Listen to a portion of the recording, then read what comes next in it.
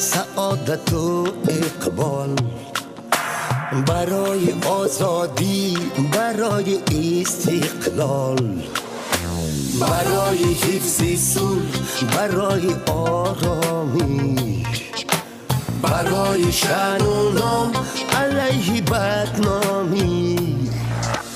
و جان سوگند میهم رمق تا هست برتن، کنم حفظت ز دشمن ای وطن، ای وطن.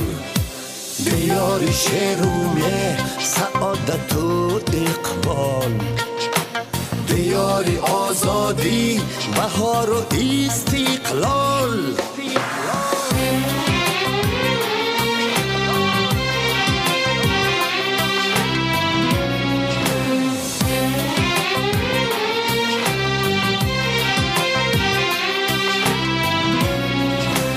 در این عرصه ننگ و آر، چون ناموس آیدم بکار، با شأن و شرف به نامت کنم افتخار.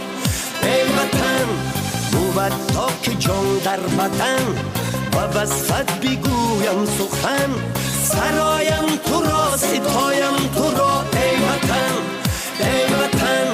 مقدس هست خاکت، مصفا آب پاکت، هوای عطرناکت ای وطن، ای وطن. دیار حفظ صلح، دیار آرامی، دیار شأن و نام، علیه بدنامی.